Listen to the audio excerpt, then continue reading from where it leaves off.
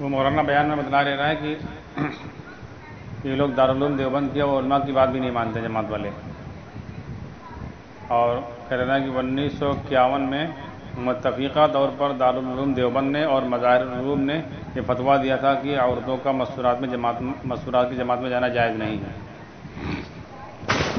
متفقہ طور پر، یعنی مظاہر العلوم کا بھی فتویٰ اور دارالعلوم دیوبند کا بھی فتویٰ۔ ہاں، اور جو مفتی ان کے نام بتائے نہیں، فلاں فلاں مفتیوں نے فتویٰ دیا تھا اس وقت جو مفتی تھے وہاں، جو بھی ہو، تو مطلب کہیں وہ مستورات کی جماعت میں جانا جائز نہیں۔ دارالعلوم دیوبند کا اور سہارنپور کے مظاہر العلوم کا متفقہ فیصلہ تھا، لیکن وہ نے مانا نہیں۔ دوسری بات، آپ اس پر غور کر لو کہ جو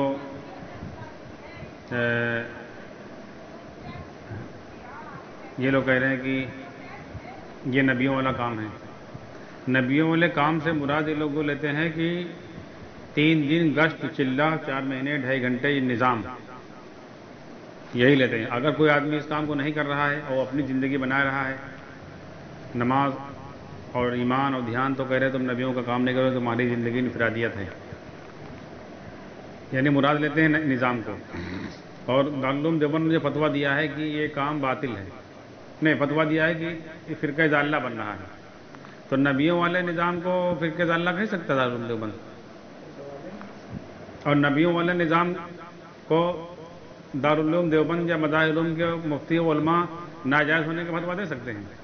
اگر یہ نبیوں کا کام ہے، مستورات کا بھی جماعت میں جانا عین صحابہ کا کام ہے، اور صحابہ کی مستورات گئی ہیں، اور اگر اس وقت کے دارالعلوم دیوبند کے مفتی فتویٰ دے رہے ہیں یا مظاہر العلوم کے جو کوئی دنیا کے مفتی کہ جانا جائز نہیں ہے، تو بتاؤ صحابہ کے عمل کو ناجائز کہہ دیں گے؟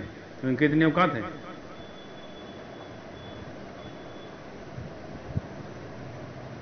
اور پھر اگر یہ نبیوں والا کام ہے تو دارالعلوم دیوبند نے فتویٰ کہہ دیا، اور اس کے علاوہ اگر ان کے نظام آپ جڑے ہو تو کہہ رہے ہیں اجتماعیت سے چل رہے، دیکھو پہلے، اور ان کے نظام سے ہٹ جاؤ آپ تو کہہ رہے ہیں تمہاری زندگی اجتماعیت سے کٹ گئی، تم گمراہ ہو۔ حالانکہ پوری دنیا میں اگر ریشو نکالو آپ تو جماعت والوں کے جو پرسنٹیج ہے زیادہ سے زیادہ 2% ہے، 2% جن کے پاس پبلک ہے ان کے نظام میں اگر آپ جڑو تو کہہ رہے ہیں کہ تم اجتماعیت کے ساتھ چل رہے ہو۔ اور اس کے علاوہ جتنے بھی، حالانکہ یہ کسی نظام میں نہیں جوڑے، اگر اجتماعیت کی بات کرتے ہو تو سب کو جوڑ کے چلو، جمعیت علماء والوں کو، اہل حدیث کو، شافعی کو، جماعت اسلامی کو، دعوت اسلامی کو، اخوان المسلمین کو، مماثل، سب کو جوڑو پھر تم بھائی، سب کو جوڑ کے چلو۔ سب سے زیادہ تعداد دنیا میں بریلیوں کی ہے، بریلیوں کی بھی جوڑو، اور پھر اس پر یہاں سے نکالو آپ بات۔ اللہ کے نبی صلی اللہ علیہ وسلم کی حدیث ہے کہ امام مہدی علیہ السلام کہاں آئیں گے؟ یہ کہہ رہے ہیں کہ یہ کام امام مہدی تک پہنچ کر رہے گا۔ اب کہیں نا جاہل کے بچے نے، یعنی اپنے پیر کی بات کو نبی سے ملا رہا ہے۔ ہاں، کہہ رہا کہ جیسے منافقین انکار کرتے تھے کہ اللہ کے نبی صلی اللہ علیہ وسلم کہتے تھے کہ کیسر فتح ہوگا، اسرا فتح ہوگا، تو منافقین کہتے تھے کیسے جائے گا؟ ویسے تم لوگ کہہ رہے ہو، لگ رہا کہ ان کے جو پیر مولوی صاحب ہیں یہ نبی ہیں۔ ارے وہاں نبی کی بات تھی، نبی کا انکار کرتے آدمی کافر ہو جائے گا۔ نبی کی ساری بات سچی دنیا میں ہی ہوئی، نبی کے زمانے میں اتنے وعدے کے تھے وہ سب پورے ہوئے، اور تمہارے پیر کی ساری باتیں دنیا میں جھوٹی ہو رہی ہیں۔ کہا قیامت تک مرکز رہے گا، ان کے سامنے بند ہو گیا۔ اس نے کہا باطل ٹوٹے گا دعوت سے، تو دعوت کا نظام خود ہی ٹوٹ گیا۔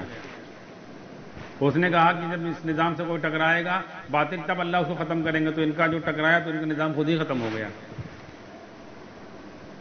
جتنی چیزوں کا دعویٰ کیا اس نے ابھی تک سب جھوٹے ثابت ہوئے ہیں، ایک بات اس کی سچی نہیں ہوئی ہے۔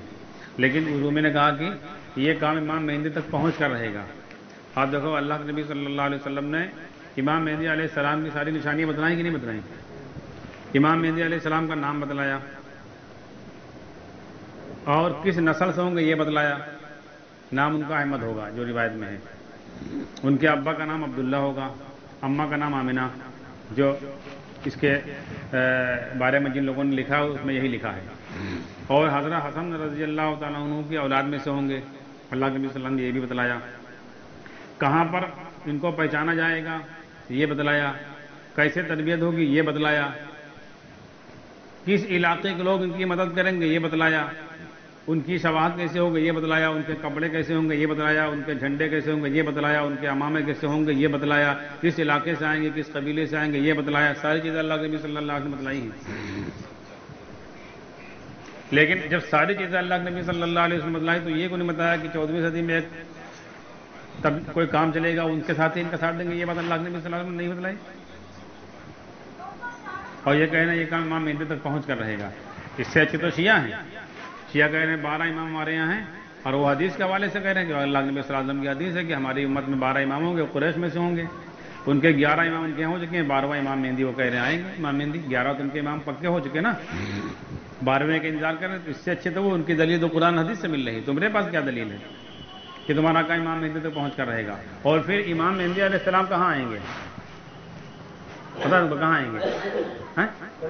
نہیں سعودیہ میں، وہاں تو عیسیٰ علیہ السلام آئیں گے، مکے میں پہچانے جائیں گے، غیب سے آواز آئے گی کہ یہ امام مہدی ہیں، اس وقت کے اللہ والے ان کے ہاتھ پر بیعت کریں گے وہاں۔ تو جہاں پر امام مہدی آئیں گے، جہاں لوگ پہچانیں گے ان کے ہاتھ پر بیعت کریں گے، وہاں جماعت کے کام پر بینڈ لگی ہوئی ہے۔ بات سوچو پہلے، تو امام مہدی کا ساتھ کیسے دے سکتا ہوں؟ وہاں تو بینڈ لگی ہوئی نا، تو ساتھ کیسے دیں امام مہدی کا؟ پھر اور دوسری بات، امام مہدی علیہ السلام جب آئیں گے اور پھر عیسیٰ علیہ السلام کو اللہ تبارک و تعالیٰ کچھ دنوں کے بعد دمشق کی جامع مسجد میں اتاریں گے۔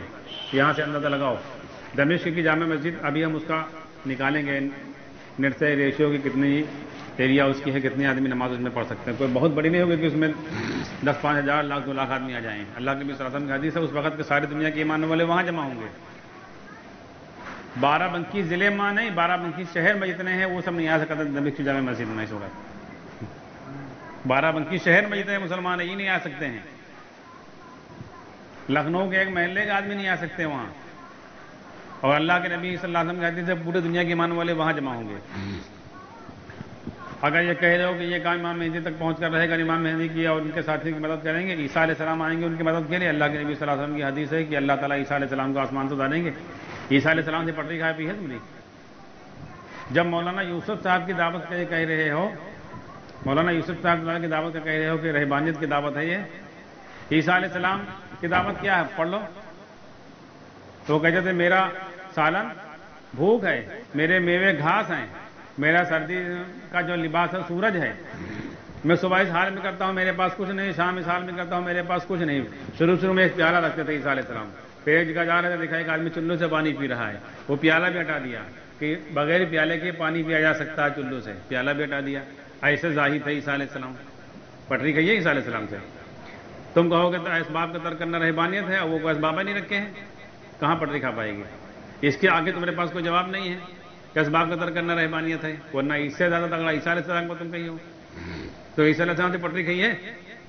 تمہارے پیر کہہ رہے ہیں کہ اسباب کا ترک کرنا جہالت ہے، اسباب کا ترک کرنا رہبانیت ہے، جو اسباب ترک ہے ہمارے کام کا نہیں ہے، اور اللہ تعالیٰ انہی کو امام مہدی کی مدد کے لیے اتاریں گے جو اسباب ترک کیے ہیں، تو کہاں سے پٹری کھائے رہی ہیں؟